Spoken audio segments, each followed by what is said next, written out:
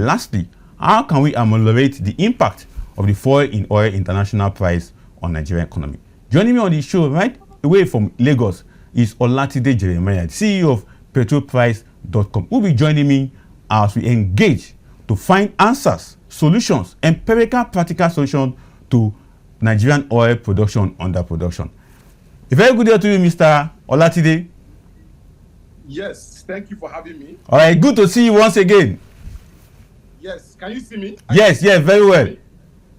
All right. Okay, sir. It's my pleasure. All right, let's get your reaction. President Bola Ahmed Tinubu yesterday inaugurated the NNPCL board. What is your reaction to this? Well, thank you for having me once again. And yesterday it was a milestone in the Nigerian petroleum industry because it was more of a target given to them that on or before 2027, we must have been producing 2 million barrels per day. And by 2030, we should have able to move up to 3 million barrels per day. And I think between January and now, averagely, we've done between 1.4 to 1.5 million barrels per day, which is below the OPEC targets. OPEC targets for the month of April and even the month of May is 1.8 million barrels per day. So the NUPRC needs to do a lot in making sure that the underproduction of crude is being tackled in real time. Very interesting. Now, what will be your advice to the board? Because they are fresh, new people, although they are not new to the environment, but they are new in this position of Nigerian oil and gas, particularly NNPC. So what will be your advice to them going forward? Their target from the president, another thing they need to do. And I know Nigerians are very interested in one particular target. I will come up with that target, but answer this particular question. What is your advice to this new board inaugurated by President Bola Ahmed Tinubu?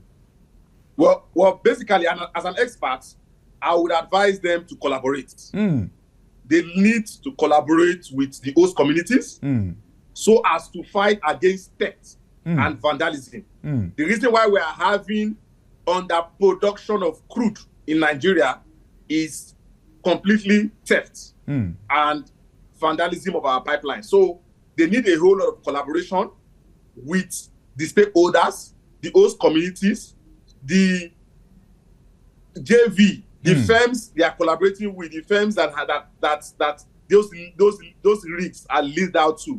So we need a whole lot of collaboration in order to achieve the 2027 target by the presidency.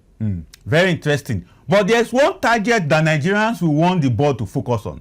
The 4 national refineries are in comatose. Nobody knows their level of production. Nobody knows their level of functionality. Nobody even knows whether they are even those 4 national refineries are breathing at all. So what would be your advice to the to the board on reviving the 4 national refineries?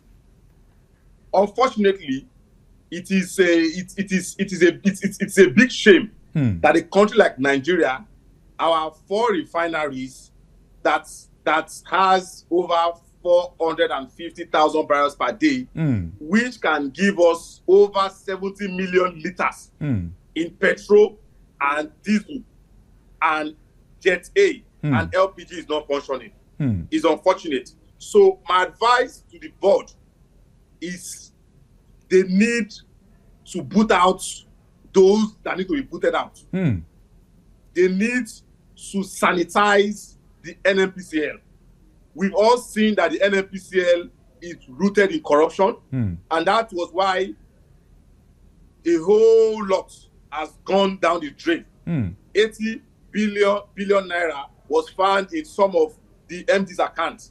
So those refineries must work, because without those refineries working, the private refineries will continue to play games. Look at Dangote refinery, because Dangote refinery does not have an intense competition. That is why you see the price still at 835. Exactly. Because naturally, with the drop in crude oil price, with the drop that happened between $75 per barrel to $60 per barrel, the price of fuel is supposed to be between 700 to 750. If we are to reflect the drop in oil price to our local prices. But because of lack of competition at the refinery level, that is why you see the only refinery that is functional still selling $835 ex-depot price and $875 retail price in Lagos, I think $935 in the north. But to me, those prices are not fair enough.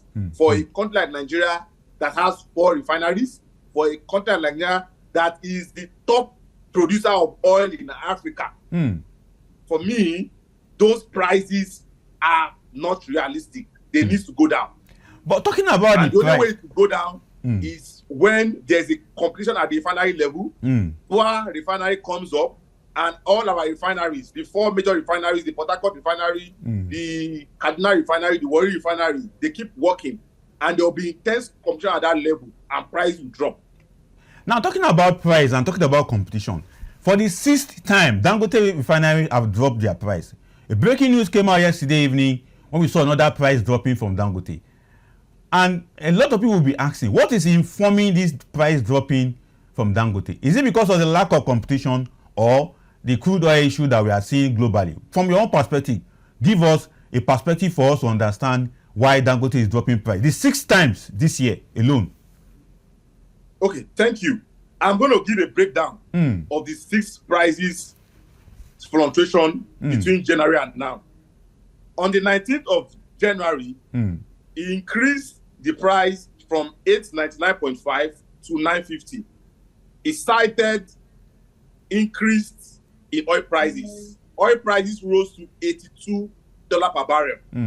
On the 1st of February, he reduced the price with 16 naira from $950 to $890. He cited drop in crude oil prices. The price dropped to $75 per barrel. And on the 26th of February, he also reduced the price from $890 to $825, a 65 naira reduction. He cited the naira for crude support by the government, exactly, and also cited the Ramadan festival. On the 9th of March, he further reduced it with 10 naira from $825 to $815. As at that time, the crude price had further dropped from $75 to $73 thereabout. And at the end of March, when the naira for crude deal was not renewed, when he stopped getting crude, he suspended sale. On the 26th of March, sales was suspended in naira.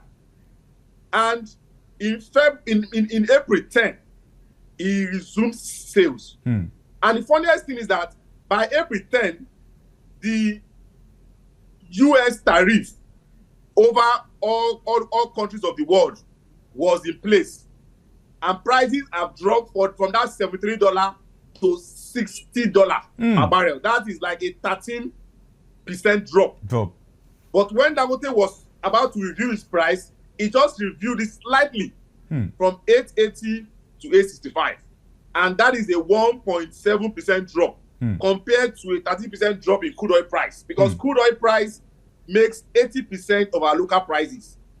Crude oil price determines depot prices. Exactly. Depot prices determines our retail prices. They are main factors that determine those prices. Exactly. So when you look at all of this, it shows that there is no transparency in pricing in Nigeria. And that's why you have PetroleumPricing coming to the forefront to make sure that prices are transparent, prices are fair, and prices are open to stakeholders. As an end user, as an industry expert, as a stakeholder, you could go to PetroleumPricing and track prices, track information, and connect.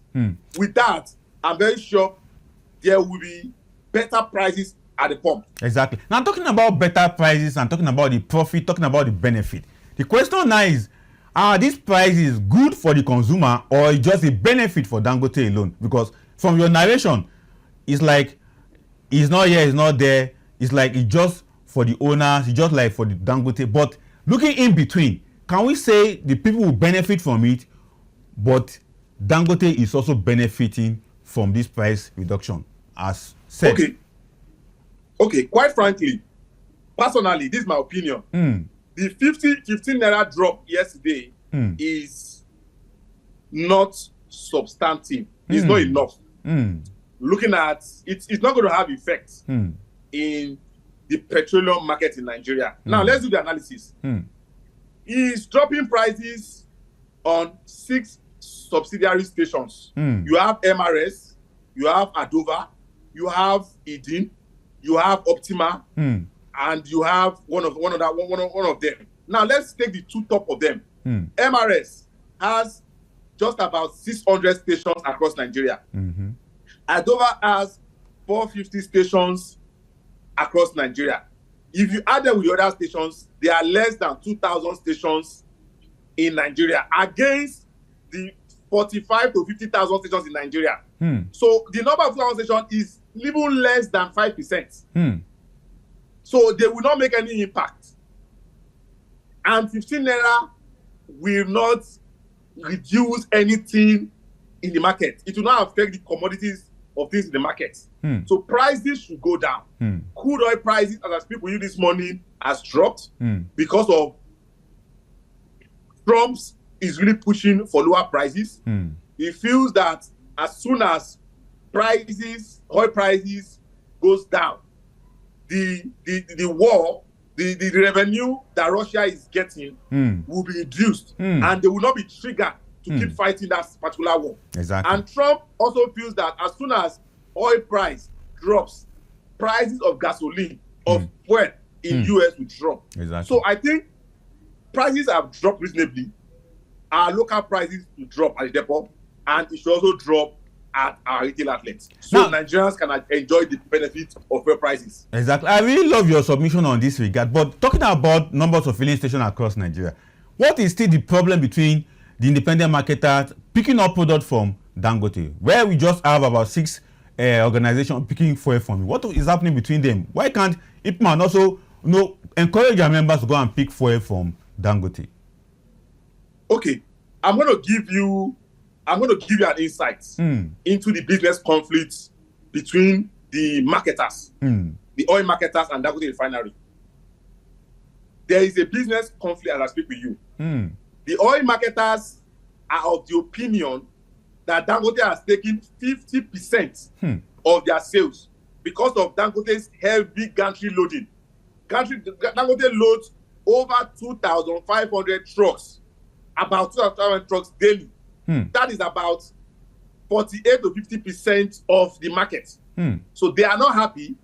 They prefer that Dangote refines alone, and they come to buy through the ship to their storage facility, and they will now sell through the gantry, through trucks, to the retail outlets. With that, there will be delegation. With that, you will see different aspects specializing in different areas. As a refinery, you specialize in refining. The storage facility specializing in storage and distribution, while the retail outlet will specialize in distribution. But Dangote is trying to beat competition. That's why you see him going overhead to collaborate with retail outlet owners. So if you as a depot owner, you don't want to buy, because I will tell you, 70 to 80% of depot owners or importers, they still import.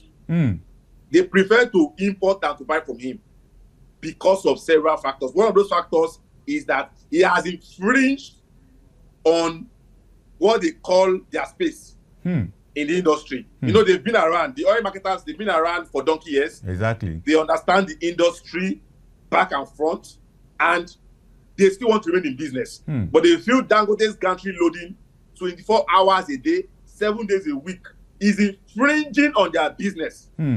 And they want a situation where there will be separation of duties or separation of business responsibility between Dangote refinery, the depots, and the retail outlet owners. So that is where it lies. But I just hope that all of this is good for Nigeria.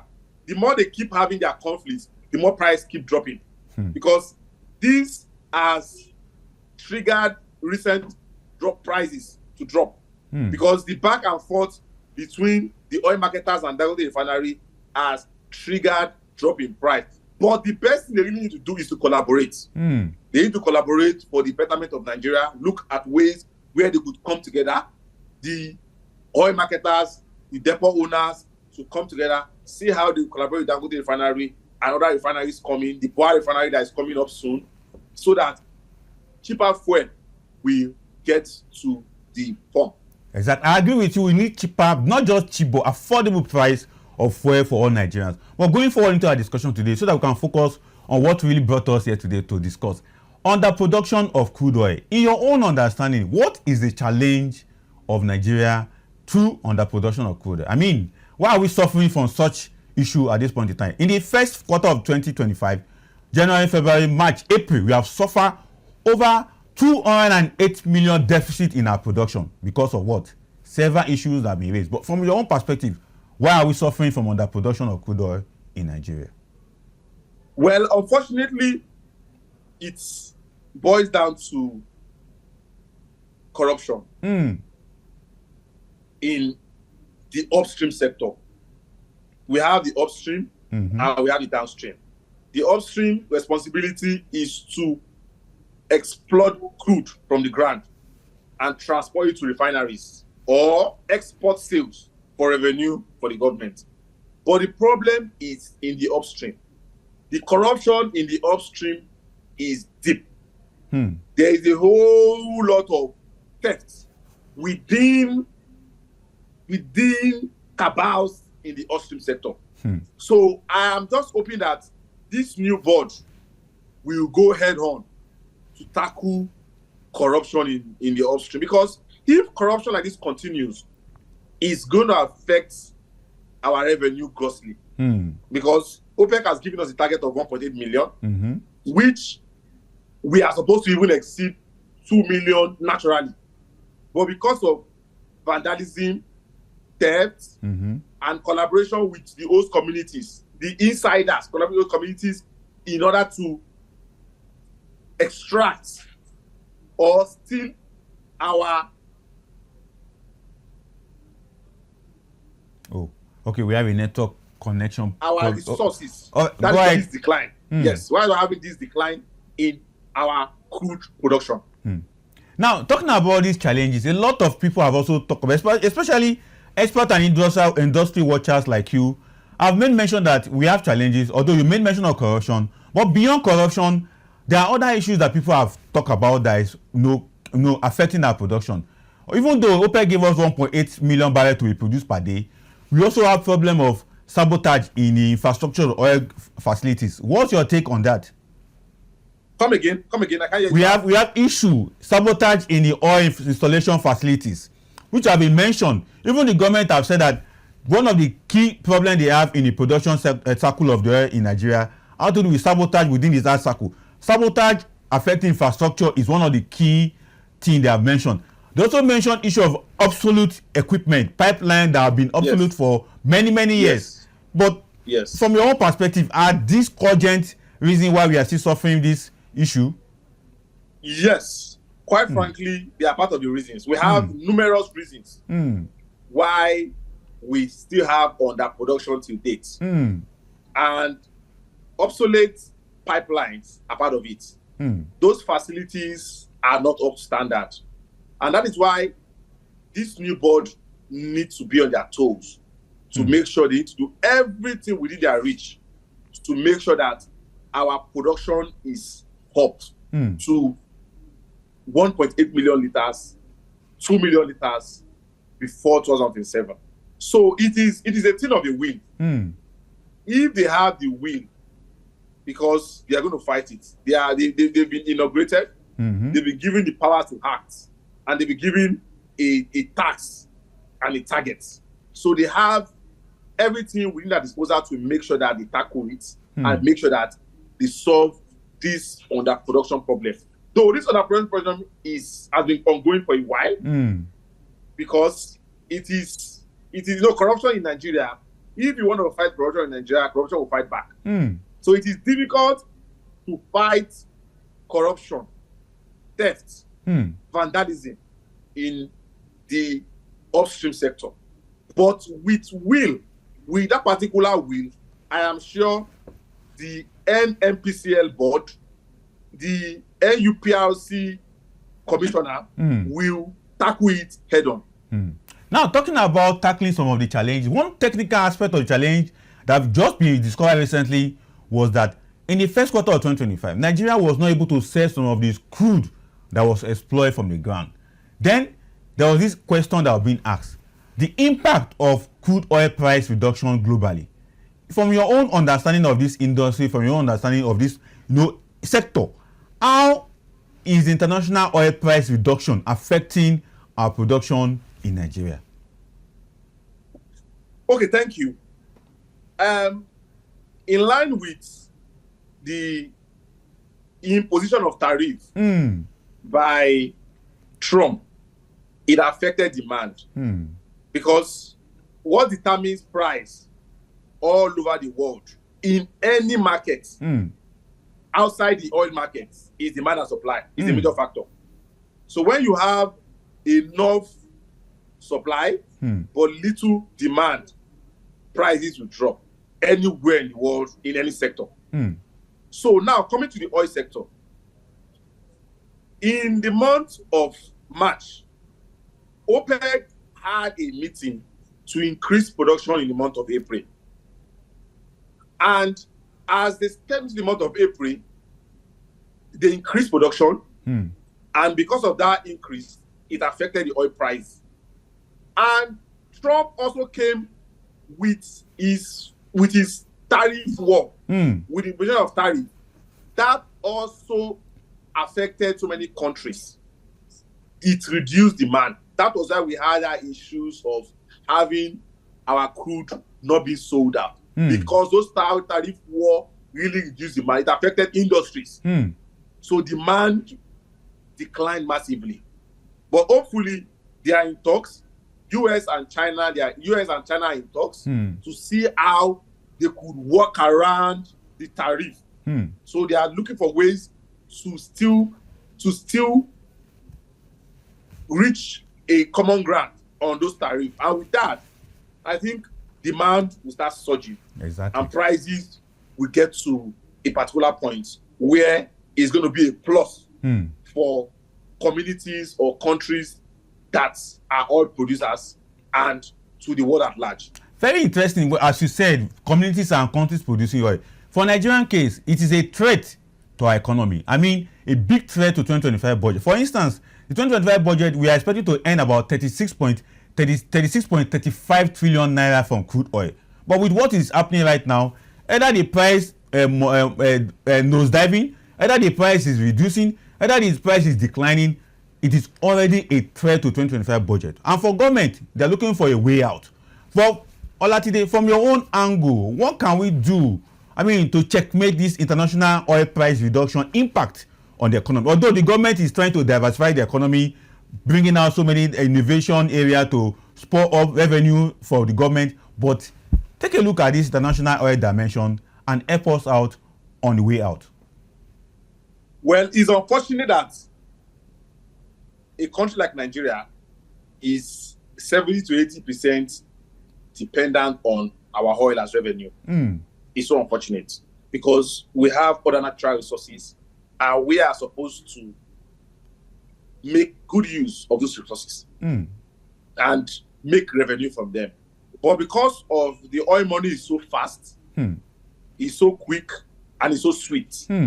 That's why you see the government of the day, even the government of yesterday, always keying into the oil boom and the natural resources from the oil.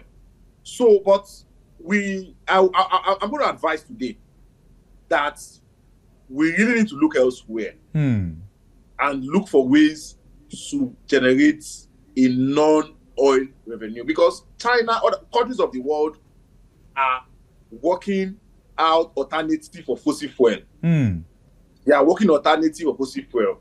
Electrical cars are springing up on a daily basis. China, as at last week, they are really working very hard to make sure that in few years to come, they would have 50% of their cars. Their cars we use on electric. So it means that the government really needs to do a lot in diversifying the economy, looking at non-oil revenue, non-oil ways to make income. So because oil prices will keep going up and coming down. As soon as there is war and tension, prices will drop. As soon as there's overproduction, prices will drop. As soon as there is a world financial earthquake or world financial atmosphere, there will be decline in price. So prices are not static. So many factors would play out to determine prices of oil. So it is wrong for a country like Nigeria that is blessed with human capacity to solely depend on oil as revenue. Very interesting. Before I let you go, because very soon I'll be letting you go out of our current state of discussion, but take us through what is happening from the depot to the outlet. How is the price of PMS going around Nigeria? Even though Dangote reduced the price, but we need to know the actual price and how the sector is playing out since yesterday's reaction from Dangote. Okay, well, what played out yesterday is just a subset of the downstream sector. Yes, it's just a part of the downstream sector. Before now, a whole lot has been happening. Because before you see prices go down or rise at the station level, it has been playing out at the refinery and at the depot level. So 2 weeks before now, we've had decline in prices. As I speak with you, Dangote Refinery has further reduced their price from 835 to 825 through a discount process. Discount means you buy 2 million liters at 835. As soon as you sell off, we give you your 10 naira discount just to push out sales and to beat competitors. So, and other depots are also working very hard to drop their prices too, so they could compete. Because I said it earlier, there is a price war between the depot owners, the importers, the marketers, and the refinery. So prices are dropping at a depot. As I speak with you, diesel prices at the depot is between 918, 919. Some stations in Lagos are already selling less than 1,000 naira at the station. And that is the first time it's happening in 3 years. The last time we bought less than 1,000 for diesel, it was 3 years ago. So all of this trade war between the different stakeholders, it's allowing price to drop. But I feel price needs to drop more. As I speak with you, price of PMS across all depots in Nigeria is between 828 to 832 in Lagos. In Warri, the price of petrol is between 850 to 860. In Port Harcourt, the price of petrol at the depot is between 860 to 865. So it has been dropping massively. And I just hope that with this little decline, Dangote will drop this price below 800 naira. Because I project 800 at the pump. So Dangote needs to drop this price between 750, 760. So station owners will sell 800 and Nigerians will start seeing the benefits of the oil price decline all over the world. Exactly. I'm talking about the benefit. One product that you've mentioned that attract my audience at this point in time is diesel. How come up north here we are still buying diesel at 11, 12, 13, and then Lagos is now below 1,000? What is happening? Well, basically, the reason is not far-fetched. We have most of the refineries in Lagos. We have most of the imports in Lagos. 50% of the importation of refined product comes through Lagos. According to the tanker reports, if 30 to 40 vessels comes into the country in a week, 10 70 to 60% of them will come to Lagos port, and they're going to Lagos depots. And luckily, we have the refinery, the current refinery in Lagos. So that means that those factors have enabled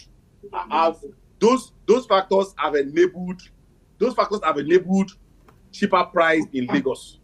So what is really happening is that those living up north, they will need to transport the refined product through truck to the north. So the process of transportation adds up to make it 1,150. So just like in Lagos now, the transportation between anywhere in Lagos, between the depot and anywhere in Lagos is 10 naira or 12 naira. But the transportation cost between Lagos to the far north is 70 naira. Because the cost of diesel is high. It's 70 naira, 60 naira. So they will add it to their sale, to the cost of the product. That makes up their selling price. So that is why you see high price. So what we really need to do is that all the refineries need to work. If the refineries in Kaduna is working, if the refinery in Port Harcourt is working, if the refinery in Warri is working, those coming from the east and from the north will not come to Lagos. They will buy it there, and the transport cost will not be more than 20 naira or 25 naira, and it will help reduce the price of petroleum product in up north. So depots, refineries, our pipelines must be functional. That is the only way we'll have a spread across the geopolitical zone, and prices of fuel will drop. Thank you so much, Olatide. As you rightly projected and predicted, from Dangote, a further drop could take the PMS price to about 700 to 750. That will be the most wish of every Nigerian, and we all look forward to that. So thank you for coming on the show today. We'll get to you soon to talk more about Nigerian oil and gas sector. So thank you. Enjoy the rest of your day in Lagos. Thank you, sir.